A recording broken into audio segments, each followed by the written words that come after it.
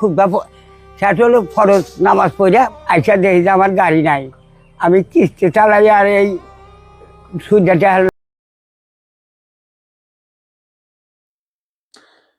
আসসালামু আলাইকুম রহমতুল্লাহি বারাকাতুহু। আশা করি সবাই ভালো আছেন, প্রবাসী ভাই ও বোনেরা, বাংলাদেশের সবাই। আপনারা তো বাংলাদেশে যারা আছে এখন পলিটিক্স করছি, তারা তো খুব হ্যাপি আছে। তাদের তার মানে গরিব মূল্য এটা দেখার কোনো সুযোগ সময় নেই তাদের। প্রবাসী ভাই ও বোনদের বলবো আমার ভিডিওটা শেয়ার করে দেবেন এবং এই বৃদ্ধ লোকের যিনি প্রতিবাদ করবেন, আমি আপনাদের কাছে বিনীত অনুরোধ করে বলবো,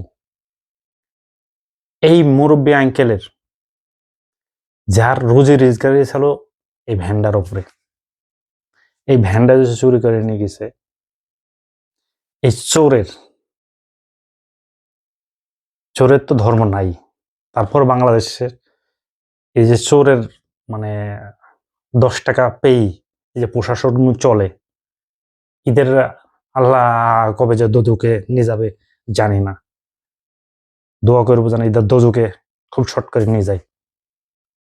আর এই বাংলাদেশে যারা এই যে এইসব মানে এই এই ভদ্রলোকের মতন যাদের রুজি রোজগার মারে, তাদের যেন আল্লাহ পাক জানে সাথে সাথে কিছু কিছু করে দেখায়। আল্লাহ জানে তাদের আমি যদি একটু সৎ কাজ করে থাকি না, আমার দুয়ার যেন কাজে নাগে। বিশেষ করে এইসব লোকের উপরে কঠিন কষ্ট লাগে। আর সবাইকে অনুরোধ করবো, বিনীত অনুরোধ করবো, সবাই আমার ভিডিওটা শেয়ার করে দেবেন। বাংলাদেশের প্রশাসন, বাংলাদেশের সরকার পর্যন্ত জানে এটা কানে যায়। মানুষের এই বৃদ্ধ লোকটা, উনি এই ভ্যানটা চালিয়ে ওনার একটা মেয়ের বিয়ে দিয়েছে, সেখানে কিছু ধার দেওয়া হয়েছে, সেই কিস্তির বলে এই ভ্যানটা চালে করে। আর এই লোকটার এই রোজিরা মারার এই চোরগুনুর কোন আপনারা কোন কোথাখানে সঠিক আর কোনটা বেঠিক আপনারা একটু আমাকে বলবেন। আর একটা কথা আপনাদের বলি, যদি কেউ পান এই মুরব্বীর, অবশ্যই আমাকে কমেন্টে বলবেন। যদি হেল্প কেউ করতে পারেন হেল্প করবেন। যাবতীয় সবার মা বাবা আছে, সবাই একদিন চলে যাব। বিদেশে আমরা যারা থাকি তারা অনেক ভালো আছি আলহামদুলিল্লাহ। বাংলাদেশের চোরটাদের ছাড়া ভালো আছে। বাংলাদেশের চোরগুলো সব এখন পলিটিক করছি, এ করছে আমরা স্বাধীন করেছি, এ করছে। শেখ হাসিনা এক চোর ছিল, শেখ হাসিনা চোরের মানে রাজস্ব বানালো, এখন আরেক চোর বানাইছে। এটা হলো বাংলাদেশের নীতি। ভাই তাকিয়েন একবার গরিবদের পানে, আপনাদের আমি অনুরোধ করব, তাকিয়েন।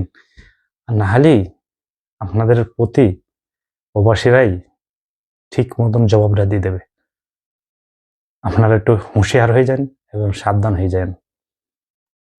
এইসব লোকগুলোকে কষ্ট দেয়া আপনাদের সেই সেই যে কষ্টটা এই লোকগুলো পাবে, সেই কষ্টর আপনাদের সেই কষ্টটার জন্যই আপনাদের সামনে মুখোমুখি হবে প্রবাসীরা।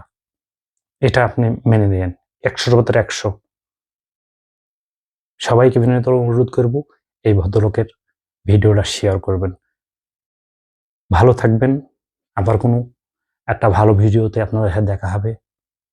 আল্লাহ হাফেজ।